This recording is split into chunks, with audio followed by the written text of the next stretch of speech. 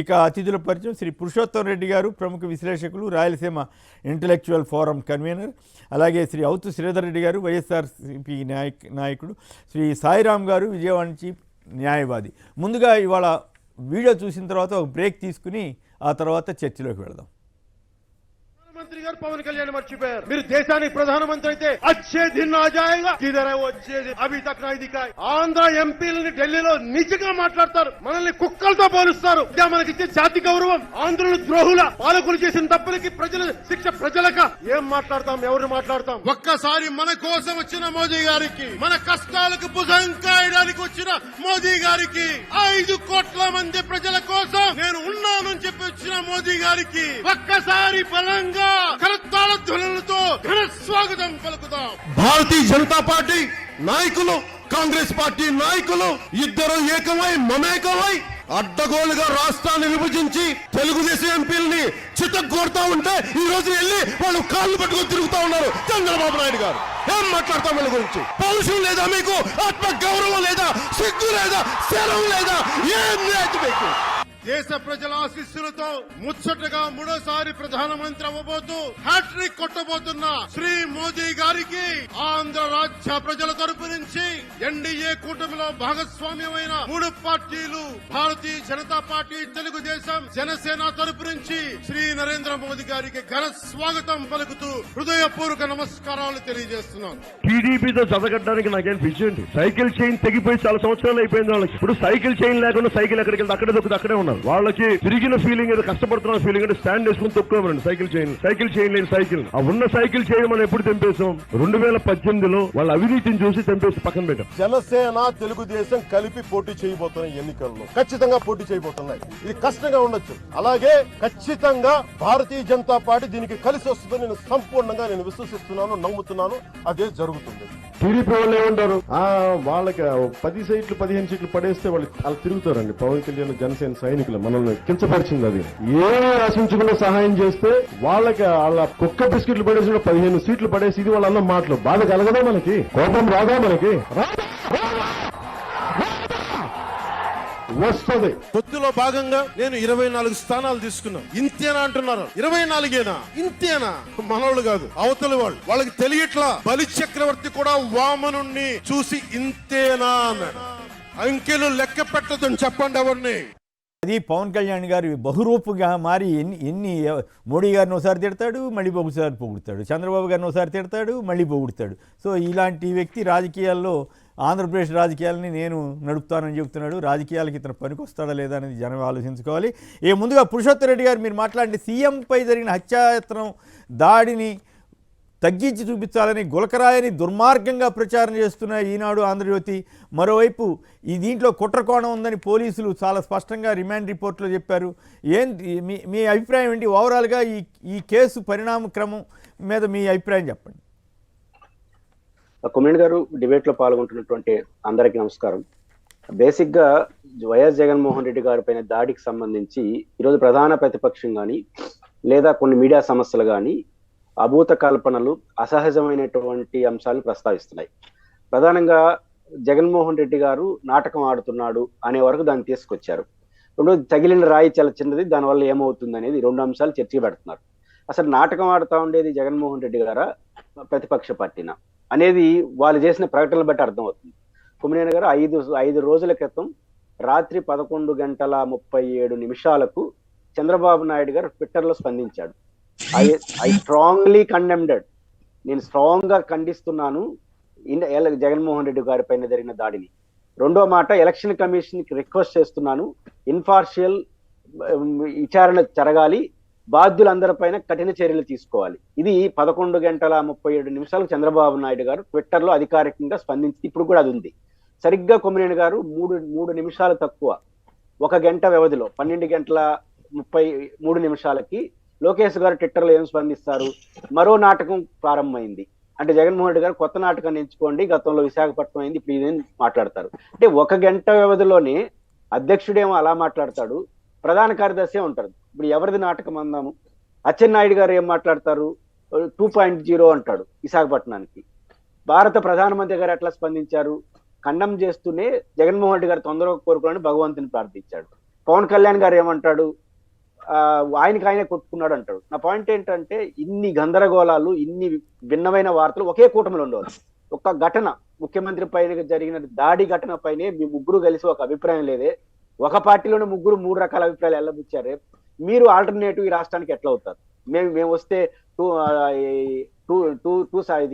Double engine సర్కార్ తీసుకొస్తాము అంటున్నారు. డబుల్ ఇంజిన్ సర్కార్ అంటే కేంద్రంలో బీజేపీ, రాష్ట్రంలో మీరు. కేంద్రంలో అధికారంలో ఉన్న ప్రధానమంత్రి గారే మళ్ళీ ప్రధానమంత్రి అవుతారు గెలిస్తే. ఆయన చాలా స్పష్టంగా ఖండించడంతో పాటు దేవుణ్ణి ప్రార్థించాడు. మిగతా వాళ్ళు అంత ప్రయత్నించాలి. ఆయన దేవుణ్ణి ప్రార్థిస్తాడు, మీకు సహకరించిన పవన్ కళ్యాణ్ గారు నాటకం అంటాడు, మీరేమో ఖండిస్తారు, ఎన్నికల కమిషన్ చేయమంటారు, మీ కొడుకేమో ఇది నాటకం అంటాడు. అసలు నాటకం ఆడుతున్నది ఎవరు? మీరు కదా నాటకం ఆడుతుంది. ఖండించే విషయంలో ఇంత ధోరణి. కుమ్మినేని గారు పదే ఈ రోజు చర్చల్లో కూడా మీరు ప్రస్తావించారు వార్తల్లో, సిఎస్ గారిని, డీజీని గారిని ట్రాన్స్ఫర్ చేస్తారు ఎందుకు ఏంటని. ఈ రోజు చంద్రబాబు గారు ఏం కోరుకుంటున్నారో అలాంటి విచారణే జరుగుతా ఉంది. చంద్రబాబు గారు ఏం కోరుకున్నారు? ఇన్పార్షియల్ విచారణ జరగాలి, ఎలక్షన్ కమిషన్ రెఫర్ చేశారు ఆయన. ఈ రోజు ఎన్నికల ప్రధానాధికారి ముఖేష్ కుమార్ గారు చాలా స్పష్టంగా ప్రకటన చేసిన 2 అంశాలు.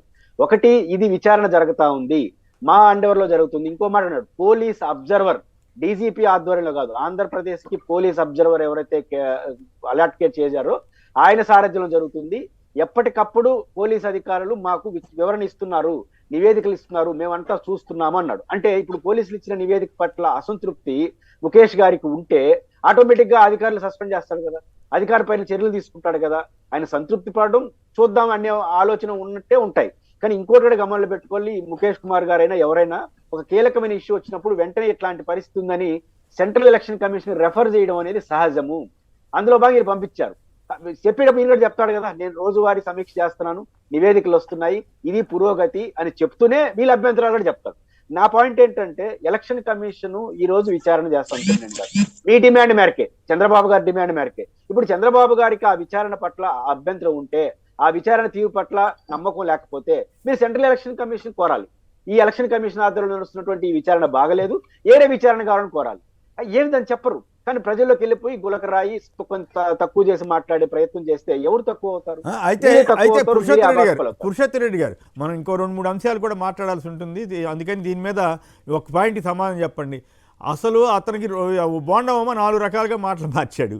ముందేమో వాళ్ళే కొట్టుకున్నారన్నాడు, తర్వాత ఏదో గీసుకుని ఉంటుంది అన్నాడు, తర్వాత ఏమో జరగకూడడం జరిగింది పొరపాటే అన్నాడు, ఇంకోసారేమో అన్నా క్యాంటీన్ అన్నాడు, ఇంకోసారేమో 250 రూపాయలు కూలీ కోసం చేశారని అన్నాడు. నాకు అర్థం కాని పాయింట్ ఏంటంటే, ముందు మైనర్ అని వాదించారు, ఆ తర్వాత ఏమో వీళ్ళు 250 రూపాయలు కూలీ తెచ్చుకునే వ్యక్తి అంత పెద్ద పెద్ద లాయర్లను పెట్టుకున్నారంటే వీళ్ళ వెనకాల ఎవరున్నట్లు అర్థమవుతుంది? తెలుగుదేశం వాళ్ళు ఉన్నట్లు స్పష్టంగా తెలియట్లేదా? సో ఎందుకు వాళ్ళకి అంత ఆసక్తి ఎందుకు? ముఖ్యమంత్రి గారి మీద ఎవరో ఒక అతను రాయి విసిరాడు, అతను ఏ ఇంటెన్షన్తో అనేది పక్కన పెట్టి వీళ్ళెందుకు కంగారు పడుతున్నారు? వీళ్ళెందుకు అట్లా అడావుడి పడిపోతున్నారు? నిజంగానే అంత పెద్ద లాయర్లని పెట్టే పరిస్థితి అతనికి ఉంటుందా? బోండా ఉమా గారు స్టేట్మెంట్ ఇచ్చిన తర్వాత ఇంకా అనుమానం ఎందుకు? తెలుగుదేశం పార్టీకి నేను ఆపాదించను కానీ బోండా ఉమా గారు నెత్తినేసుకుంటున్నాడు. ఆయన ఇచ్చిన 2-3 వరుస స్టేట్మెంట్లు చూసినప్పుడు నా అనుచరుడని ఒప్పుకున్నాడు. ఆయన దుర్గారావు సంథింగ్ ఎవరినో నా అనుచరుడని ఒప్పుకున్నాడు. నన్ను బలవంతంగా ఇరికిచ్చే ప్రయత్నం చేస్తున్నారు అని చెప్పారు. నేను బోండా ఉమామహేశ్వరరావు గారు 3 రకాల స్టేట్మెంట్లు, ఫస్ట్ ఏమో వాళ్ళే చేయించుకున్నారు ఎల్లంపల్లి శ్రీనివాసు గుండాలు పెట్టుకుని అని చెప్పాడు. రెండో మాట ఏమన్నారు, చేశారని ఒప్పుకుంటూ వాళ్ళు చెప్తున్నారు, ఎందుకంటే అన్నా క్యాంటీన్ తీసేసి 200 రూపాయలు కూలీ ఇస్తానంటే కొట్టేశాడు, ఇవ్వలేదని. అంటే 200 రూపాయలు కూలీ ఇవ్వకపోతే ముఖ్యమంత్రిని కొట్టేస్తారా? అంత అసహజంగా ప్రజలు ఉంటారా? ఈయనే మాట్లాడు. ఇప్పుడు ఏమంటున్నాడు, నన్ను ఇరికించడం కోసం ప్రయత్నం చేస్తున్నారు. మళ్ళీ ఆయన ఇరికిచ్చేదానికి ప్రయత్నం చేస్తాడన్న భయపడే వాళ్ళు ఏం చేయాలి? కొమ్మినేని గారు, ఈ విచారణ బాగలేదు, వేరే విచారణ కోరాలి. కోరకుండా ఏమంటున్నాడు, 4వ తేదీ రిజల్ట్స్ వస్తుంది, మేము అధికారంలోకి వస్తాము, మా పైన ఎవరు కేవలం అందరూ సంగతి చూసేస్తానంటున్నాడు. అంటే ఎలక్షన్ కమిషన్ సంగతి చూసేస్తాడా? ఇప్పుడు విచారణ జరుగుతుంది ఎలక్షన్ కమిషన్, ముఖేష్ కుమార్ గారి నాయకత్వంలో జరుగుతుంది మొత్తం వ్యవహారం. కాబట్టి ఆ బ్లాక్ మెయిల్ చేయడం, అబద్ధాలు చెప్పడం, ఇప్పుడు ఇట్లాంటి మాటలు మాట్లాడడం వల్లనే వీళ్ళ మీద లేని అనుమానాలు వస్తాయి. కాబట్టి ఖచ్చితంగా విచారణ బాగా జరుగుతుంది. నమ్మకం లేకపోతే తెలుగుదేశం పార్టీ హైర్ విచారణ కోరండి, వేరే విచారణ కోరండి, లేదా నాటకం అనుకుని నాటకం గురించి మాట్లాడండి. ఇన్ని డబుల్ స్టాండర్డ్ తీసుకుంటే మీరు నాటకం ఆడి ఎదుటి వ్యక్తి నాటకం అంటే ఖచ్చితంగా ప్రజలు గుర్తిస్తారన్న విషయాన్ని వాళ్ళు గుర్తించాలి. రైట్. సాయిరామ్ గారు చెప్పండి, మీరు అక్కడ న్యాయవాది కదా, ఈ మామూలుగా ఇటువంటి ఘటనలు, సరే సీఎం ఉన్నాడు కాబట్టి దీనికి ఇంపార్టెన్స్ వచ్చింది, మామూలుగా ఇట్లాంటి ఘర్షణలు లేకపోతే గొడవలు ఇవన్నీ జరిగితే ఇంత తక్కువ వాళ్ళకి అంత పెద్ద లాయర్లు వచ్చేసి వాదించే వాళ్ళు అంత ఉదాత్తంగా న్యాయ వ్యవస్థ పనిచేస్తుందా? వ్యవస్థలోని లాయర్లు కానీ వీళ్ళంతా ఏమిటి అసలు ఏం జరిగి ఉంటుంది ఏం కదా సాయిరామ్ గారు?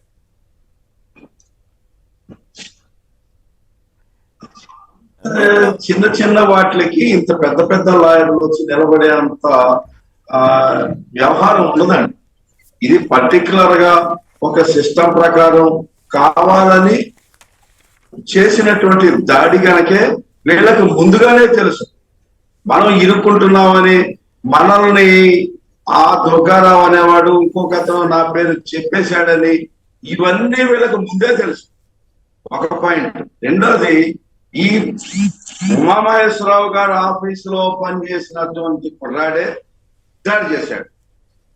ఈయన ఆఫీసు, ఉమామహేశ్వరరావు గారి ఆఫీసు కూడా దాడి జరగటానికి ఆ ప్లేస్ ఎక్కడైతే ఉందో దానికి దగ్గరలోనే ఉన్నటువంటి ఆఫీసు.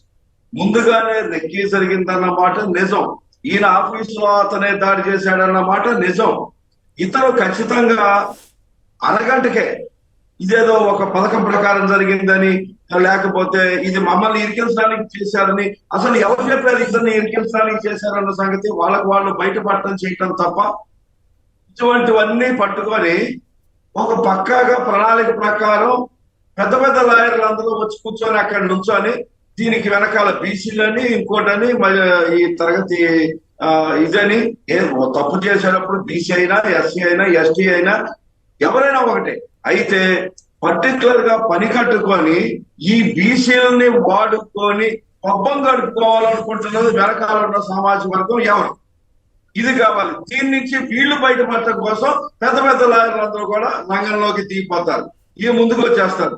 ఇప్పుడు కనపడుతూ ఉంటుంది వీళ్ళందరికీ ఇంకా బీసీలని, సామాజిక వర్గం అని, లేకపోతే ఎస్సీలని, ఎస్టీలని ఇట్లాంటి పదాలన్నీ ఉపయోగించి పెద్ద పెద్ద వాళ్ళందరినీ తీసుకొని వచ్చి వాళ్ళకి మానవ హక్కులు లేకుండా పోతున్న మానవ హక్కులు వచ్చేస్తాయి. ఇప్పుడు కరెక్ట్ గా వచ్చేస్తుంది. ముఖ్యమంత్రి గారి మీద రాయి పెట్టి దాడి చేసినప్పుడు మానవ హక్కులు అనే మాట ఎక్కడ కనపడలేదు. ఇప్పుడు మాత్రం మానవ హక్కులు, మైనర్లు, పర్టికులర్ గా ఈ మైనర్లు 200 రూపాయలకి కూలీ కోసం అని అక్కడికి వెళ్ళిన వాళ్ళ మీద అన్యాయంగా పడేశారు. ఎంత దుర్మార్గమైనటువంటి ఆరోపణ అంటే, ఆయన విజయవాడ కృష్ణా జిల్లాలోకి అడుగు పెట్టిన క్షణం నుంచి వేలాది లక్షలాదిగా జనాలు ఆయన వెంటపడి నడుస్తుంటే అక్కడ సెంటర్కి వచ్చేసరికి 200 రూపాయల కోసం కూలికి వెళ్ళారు వాళ్ళు అక్కడ నుంచోబెట్టి అని చెప్పేసి అడగటం ఎంత దుర్మార్గమైనటువంటి, ఒక ముందే ప్రీ ప్లాన్డ్ ఒక పథకం ప్రకారం జరిగేటువంటి ఇది. దీనికి పెద్ద పెద్ద లాయర్లు రావటం అనేది చాలా అసహజమైనటువంటిది.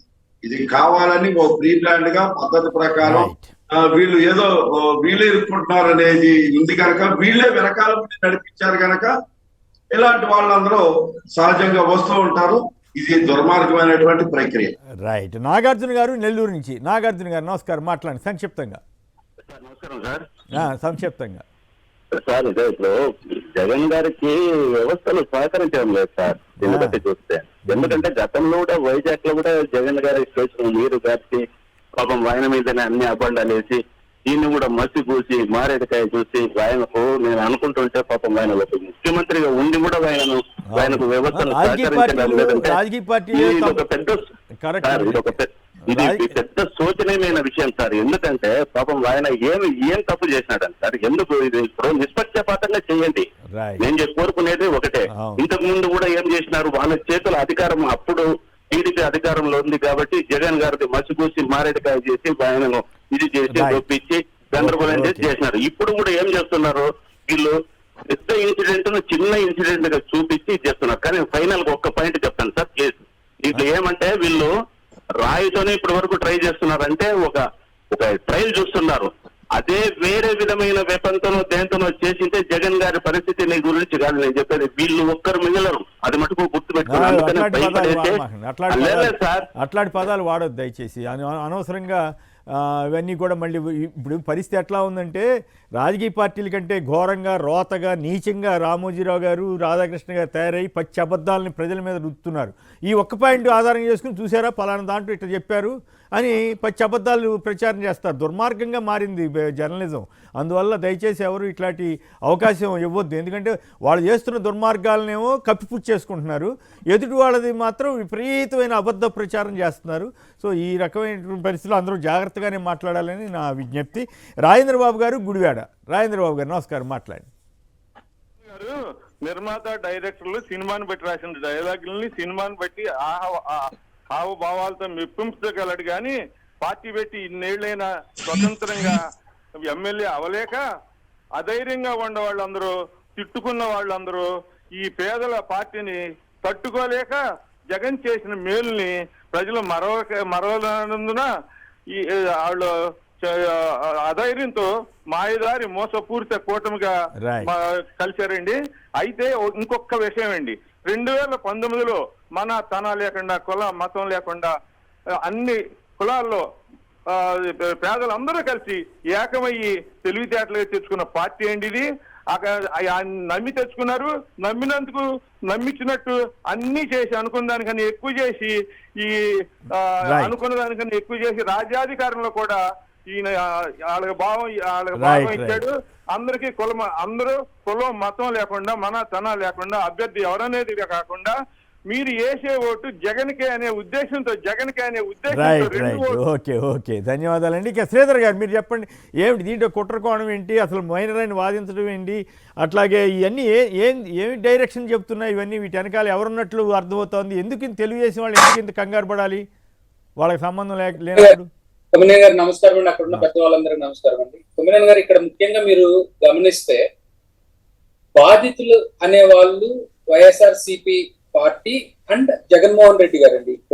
సో ఎవరి మీదైనా కానీ అనుమానం వ్యక్తం చేసే హక్కు, లేకపోతే ఒక దాన్ని ఏమంటారు, ఒక సింపతి కోణం కానివ్వండి, ఇంకోటి కానివ్వండి, అనుమానం వ్యక్తం చేసే అధికారం పూర్తిగా వేలుకుంటది.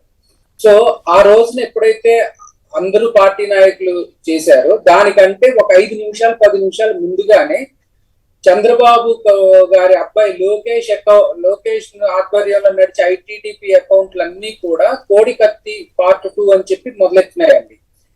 జగన్ గారు అంతటా జగన్ గారే చేయించుకున్నారు అనే మాట.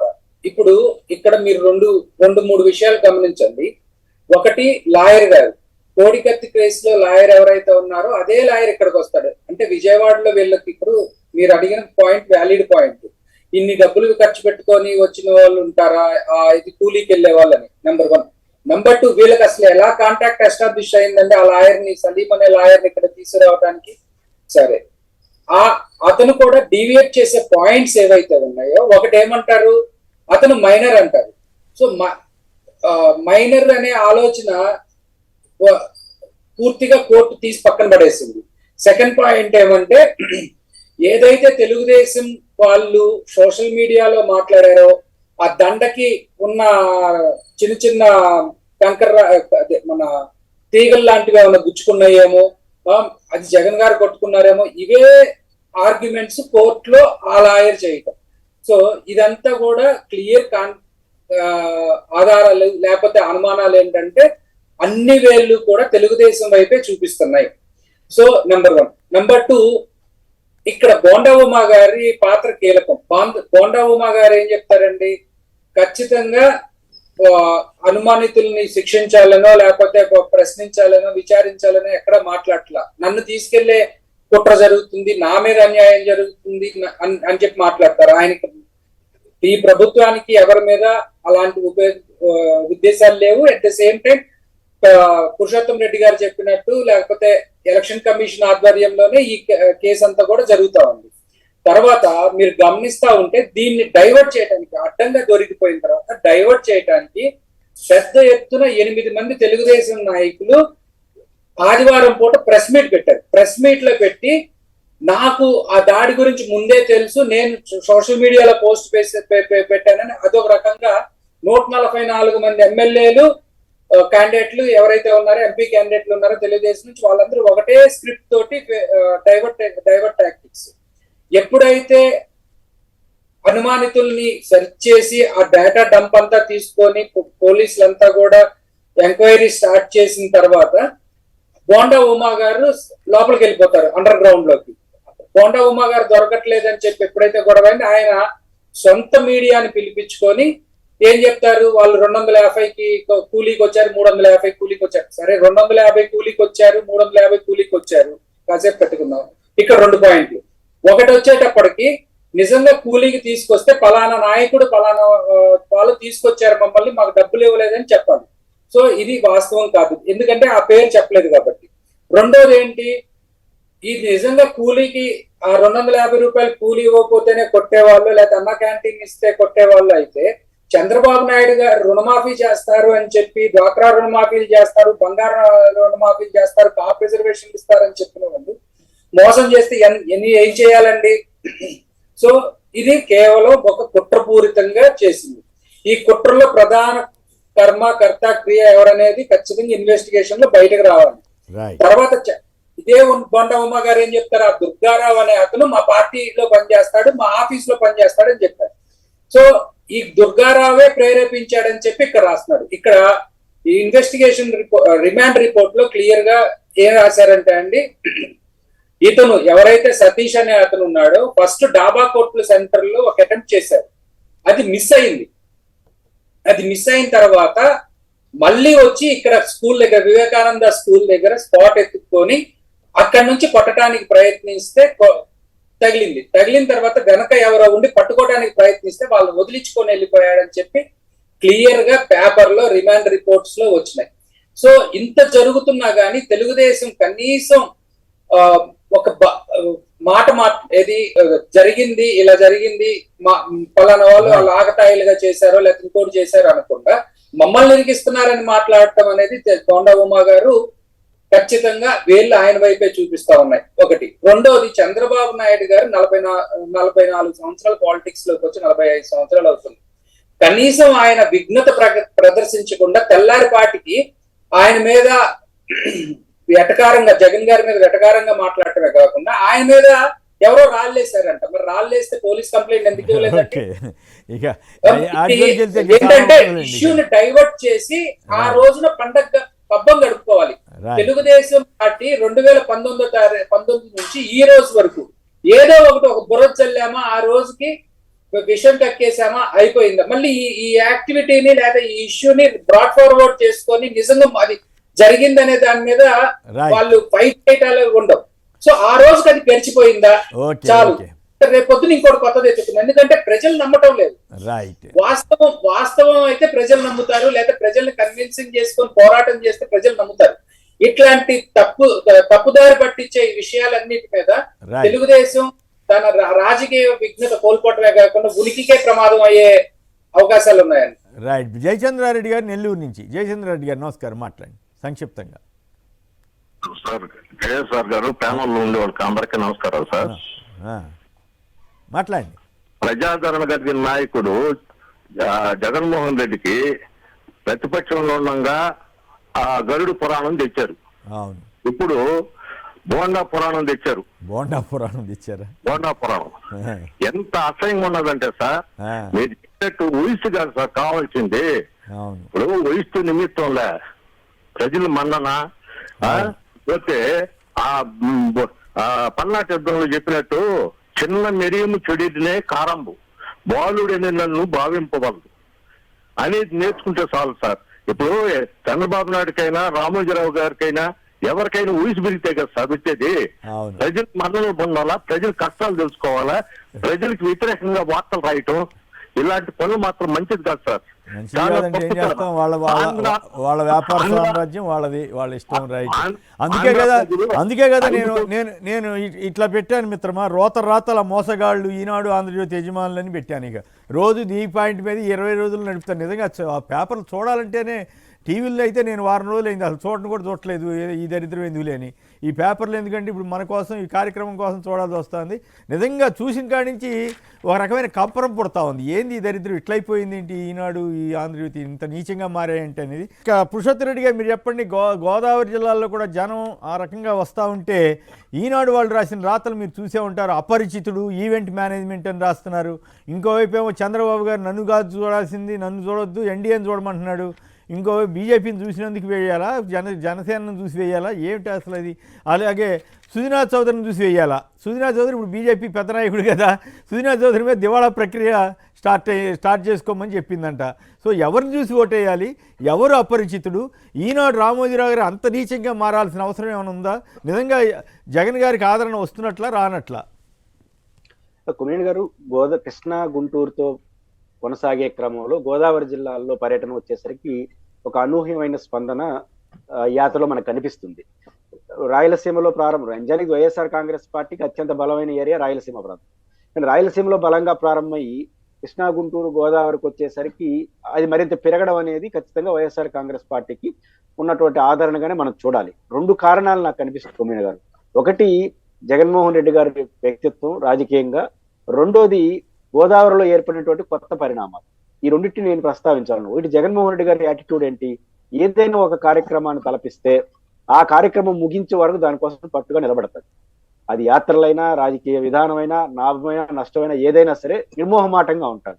రెండోది ప్రజలతో తాను చెప్పదలుచుకున్నది లాభ నష్టాలతో సంబంధం లేకుండా డైరెక్ట్ గా మాట్లాడేస్తాడు.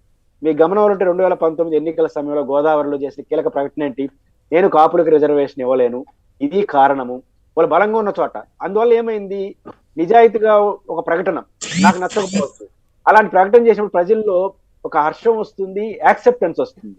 గతంలో చంద్రబాబు గారు ఎన్నికల ముందు ఏం చెప్పాడు, కాపు రిజర్వేషన్, ఆ తర్వాత ఏమైందో మనకు కూడా తెలుసు. కానీ జగన్మోహన్ రెడ్డి ఎన్నికల సమయంలోనే నేను ఇవ్వలేనని చెప్పడం అనేది ఆ గట్ ఫీలింగ్ ని, ఆ నిజాయితీని ప్రజలు హర్షిస్తారు. అందువల్ల గోదావరి జిల్లాలో ఎక్కువ సీట్లు వైఎస్ఆర్ కాంగ్రెస్ పార్టీ. మరి ఈనాడు వాళ్ళు అపరిచితులని దుర్మార్గంగా రాశారు.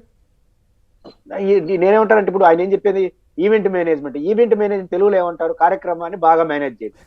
బస్ యాత్ర బాగా మేనేజ్ చేయకుండా అల్లరి చేసుకుంటారా? మైక్ కూడా పని చేసుకోకుండా. ఆ పాయింట్ ఏంటంటే కొమ్మినేని గారు, యువగలం ఏమైంది, పాదయాత్ర చివరి వరకు పద్ధతి కొనసాగిందా?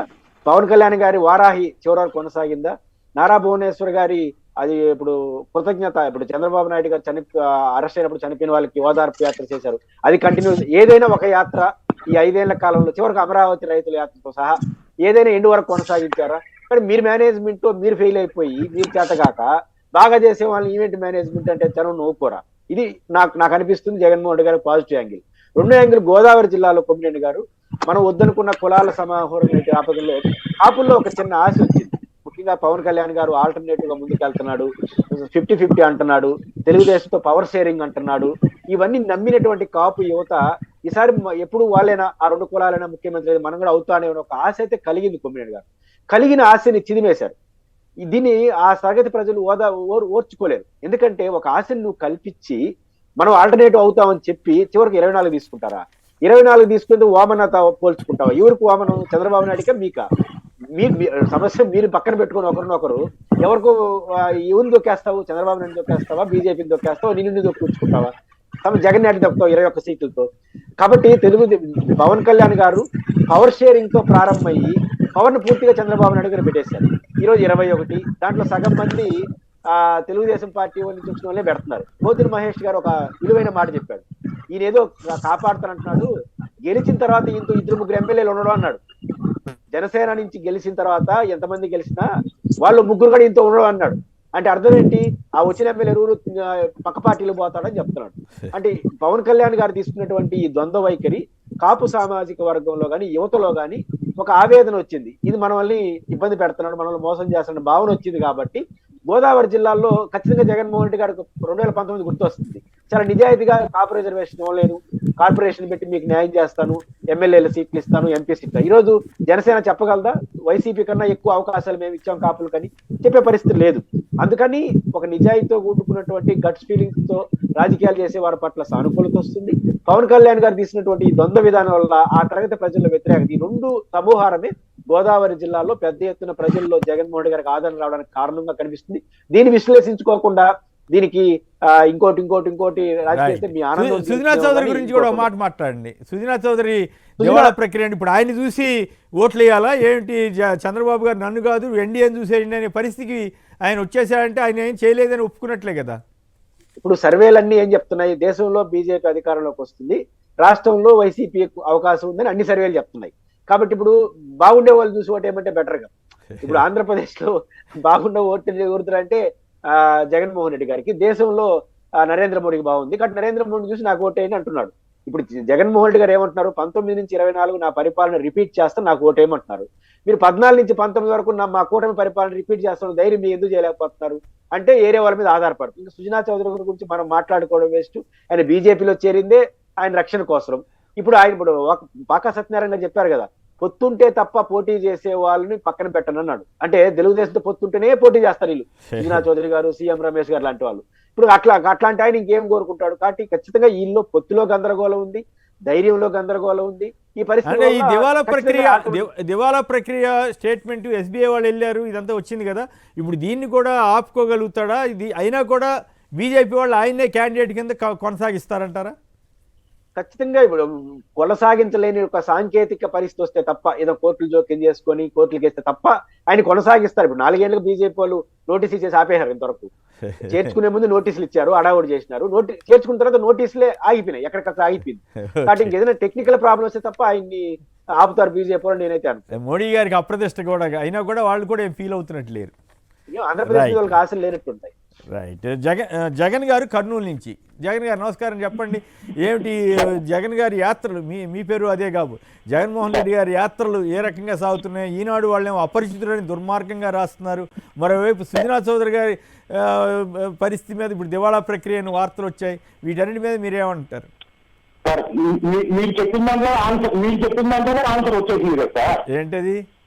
మీరు ఇప్పుడు స్క్రీన్ టైం చూపిస్తున్నారు కొన్ని, దివాళా ప్రక్రియ అనేది వాళ్ళు కనపడతారు కదా సార్. ఆ ప్లేస్ అన్ని దివాళా ప్రక్రియ టోటల్ 1, 2, 3, 4, 5 ఒక పెద్ద తప్ప మోడీ గారు ఉన్నారు కాబట్టి ఎందుకు కొంచెం ఆయన నాకు ఇది ప్రేమ కాబట్టి అల్లాకపోతున్నాను సార్ దివాళా తనమని. లేకపోతే ఆయన వాళ్ళే చెడుకు తెచ్చుకున్నారు సార్ బీజేపీ వాళ్ళు. ఈ దరిద్రంతో ఎవరన్నా జత కడతారు సార్, వాళ్ళ పంట వాళ్ళకే పోతుంది కదా, వాళ్ళతో పోయిన ఎవరన్నా బాగుంటుంది దాఖలా ఉన్నాయి సార్. బాగుండే బీజేపీ ఈ ఏపీ నుంచినే వాళ్ళకే స్టార్ట్ అవుతుంది చెడ్డ పేరు, నాకు తెలియదు సార్. చంద్రబాబు గారు ఆ బీజేపీ సుజనా చౌదరిని చూసి నాకు ఓటేట్లు అంటాడేంటి ఆయన? నాకు అర్థం కాదు. అయ్యో ఆ సుజనా చౌదరి బుద్ధి బ్యాంకు ఎంత మోసగాడనేది ప్రజలకు అందరికీ తెలుసు కదా సార్. Right, okay. అట్లే చంద్రబాబు నాయుడు పవన్ కళ్యాణ్ ఒక చిన్న విషయం సార్, ఆ జనాలను చూసి కొంచెం జాగ్రత్త సార్. ఈ జనాలు మామూలు చంపే స్టార్ట్ చేశారు వైసీపీ కార్యకర్తలను. ఎక్కడ చూసా నిన్న విశాఖపట్నం, నిన్న ఒకటి దగ్గర ఇక్కడ చూస్తే విజయవాడ దగ్గర ఒకటి బయట బుద్ధినారు, ఎక్కడ చూసా వాళ్ళ ద్వారా లేదా ఎలక్షన్. శేష్ కుమార్ గారు ఈస్ట్ గోదావరి నుంచి.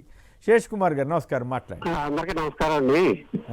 నేను ఈస్ట్ గోదావరిలో జగన్ గారికి వచ్చిన స్పందన చూసి చంద్రబాబు నాయుడు గారికి దెమ్మ తిరిగి బొమ్మ కనపడిందండి. అంతేనా? ఆ దెబ్బతోటి ఇంక నా మొహం చూసొద్దు, ఎన్డీఏ మొహం చూసేయండి అనే స్టేజ్కి వచ్చేసాడు. ఎన్డీఏ మొహం అంటే మన రాష్ట్రంలో మోడీ గారి మొహం కంటే సుజనా చౌదరి గారు, సీఎం రమేష్ మొహాలు కనపడతాయి కదా, వాళ్ళని చూసేటేమంటున్నాడు ఆయన? సుజనా చౌదరి అయితే బాగా డబ్బులు ఇస్తారనండి ఆయన పేరు చెప్తున్నాడు ఆయన. మరి ఆయన ఏమో దివాళా ప్రక్రియ అనేమో వార్త వచ్చింది ఇవాళ. ఆయనే కాదండి, మొత్తం పార్టీ దివాళా స్థితిలో ఉందండి ఇవాళ. అంతేనా? తర్వాత బొండా ఉమ్మ గారు జగన్ గారి మీద దాడి చేసిన ఆయన బీసీల మీద చర్య తీసుకుంటారా అంటాడు. బీసీలు తప్పు చేస్తే చర్య తీసుకోకూడదని ఏ ఇండియన్ పీనల్ కోడ్ చట్టంలో ఉందండి. అంతే కాదు, ఆయన చెప్పేసి థియరీ ప్రకారం అయితే చంద్రబాబు గారు అర్జెంటుగా కుప్పం ఆయన ఏరియా కూడా కాదు, ఆయన పుట్టిన ఏరియా కాదు, పెరిగిన ఏరియా కూడా కాదు, అక్కడికి వెళ్ళి పోటీ చేస్తాడు బీసీ వాళ్ళ మీద. మరి లోకేష్ గారు బీసీ వాళ్ళ మీద పోటీ చేస్తున్నాడు, ముందు విత్డ్రా చేసుకోమని చెప్పండి అట్లయితే. రైట్. ఈనాడు వాళ్ళేంటి మరి దుర్మార్గంగా అపరిచితుడు, ఈవెంట్ మేనేజ్మెంట్ అని అంటున్నారు, మీరేమనుకుంటున్నారు? ఈనాడు హలో కంప్లీట్ చేయండి. ఈనాడు ఆంధ్రజ్యోతి వాళ్ళే అసలైన అపరిచితులండి. అసలైన అపరిచితులా?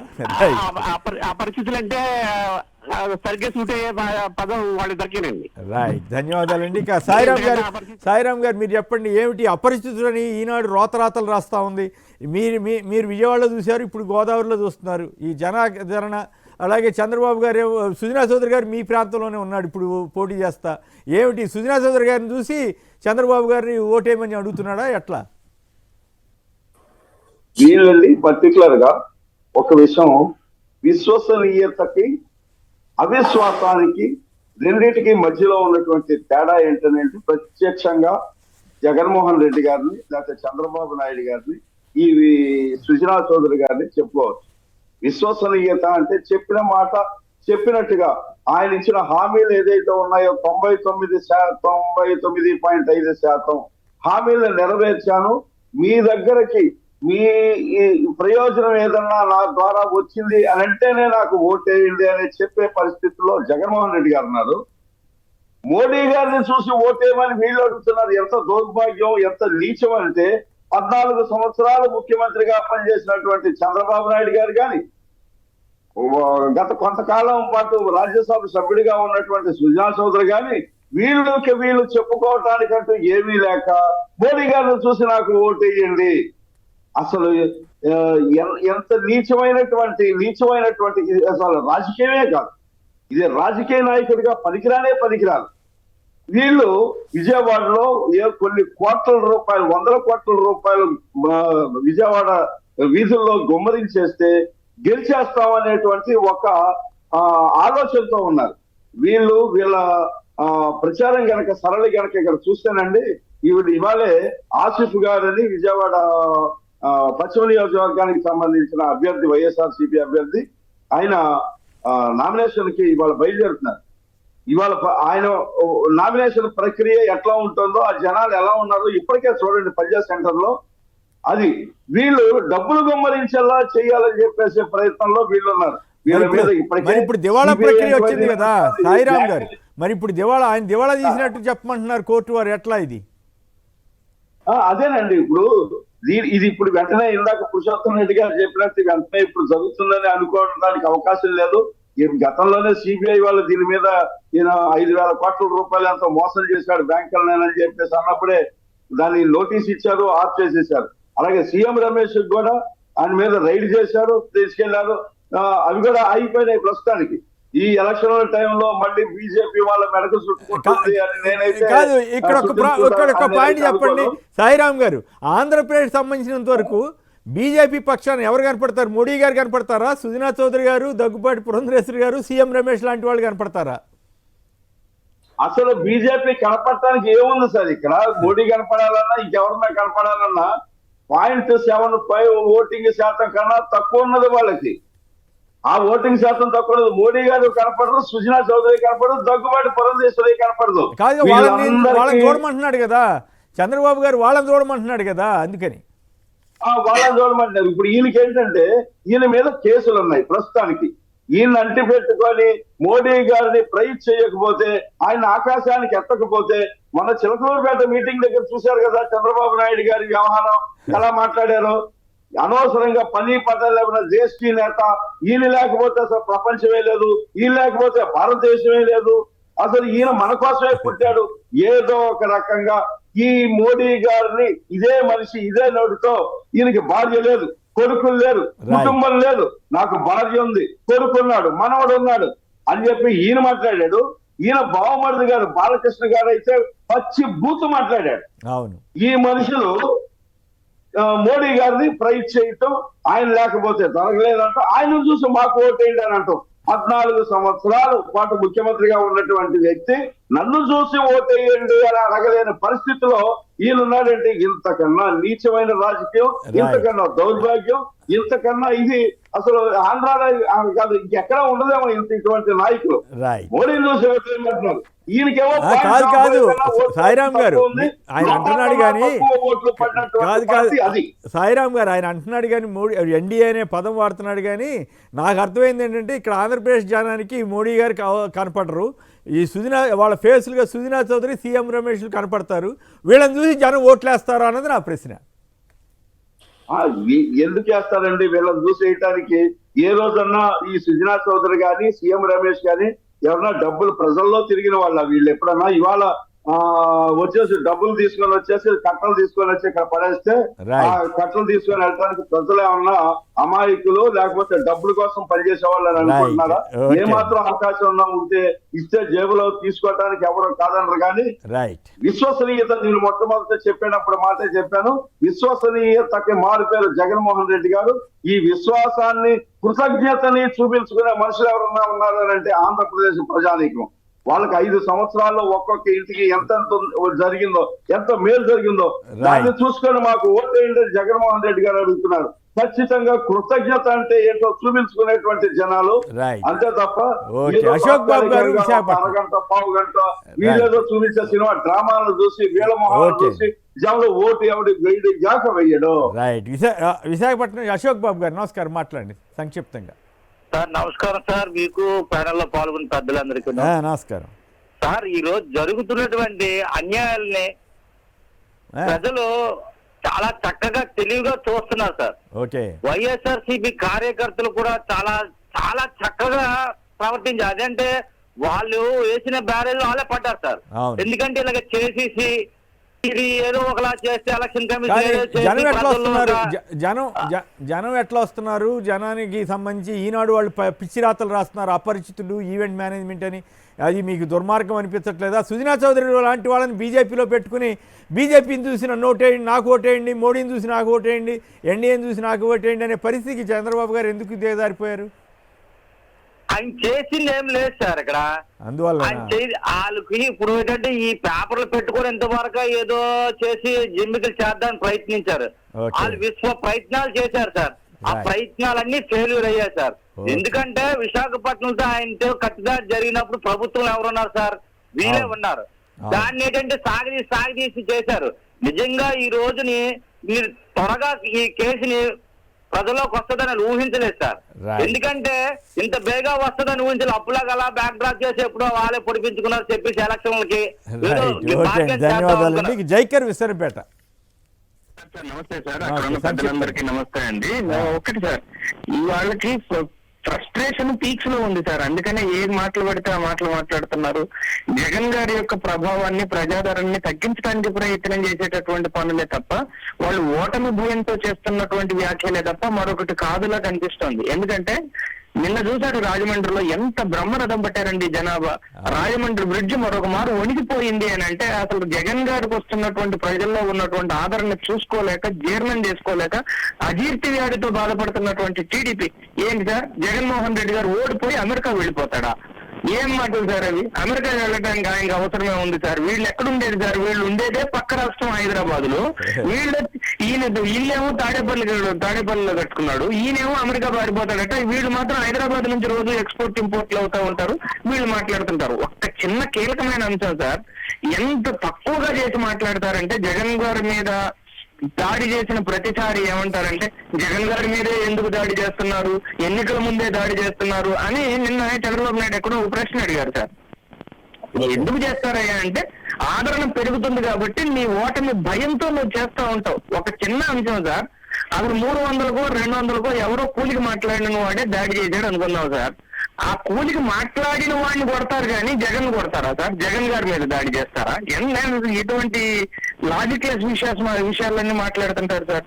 ఒక్కటి మాత్రం వాస్తవం సార్, ఒకటే లాస్ట్ మాట సార్. ఆ గతంలో తేనెటీగలను ఒకసారి పంపి ప్రయోగం చేసి హత్యాయత్నం చేశారు విశాఖపట్నంలో.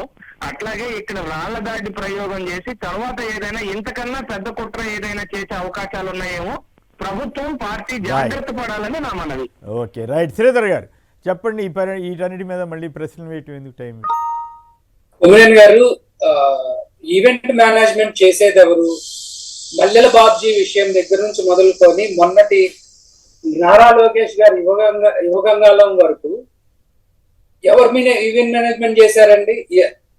ఆ సభల్లో యాంకర్స్ ని తీసుకొచ్చి మాట్లాడించుకుంది ఎవరండి? ఒక రాజకీయ సభలో యాంకర్ తో పని ఏంటి? ఈవెంట్ మేనేజ్మెంట్ చేసేది అది కదా. తర్వాత జగన్మోహన్ రెడ్డి గారు ఈవెంట్ మేనేజ్మెంట్ చేయక్కర్లేదండి. హ్యాంగర్ మీద ఉన్న షర్ట్ తీసుకొని బయటకు వెళ్ళిపోతే జనాలు ఫాలో అవుతారు. జగన్మోహన్ రెడ్డి గారు 2010లో ఎప్పుడైతే తన రాజకీయ యాత్ర స్టార్ట్ చేశారో అన్ని కూడా తక్కువ ఖర్చుతో, లేకపోతే ప్రజలతో ఎక్కువగా ఉండే ప్రోగ్రామ్సే చేశారు కానీ ఎక్కడ ఈవెంట్ మేనేజ్మెంట్స్ చేయలేదండి. తర్వాత ఇప్పుడు మీరు సుజనా చౌదరి గారి విషయం, లేకపోతే చంద్రబాబు నాయుడు గారి బీజేపీని చూసి ఓటేయమని అడిగే విషయం అంటున్నారు. ఇక్కడ ఎవరిని చూసి ఓటేయమంటున్నారు అనేది జగన్మోహన్ రెడ్డి గారు క్లియర్ గా చెప్తున్నారు. ఏమని?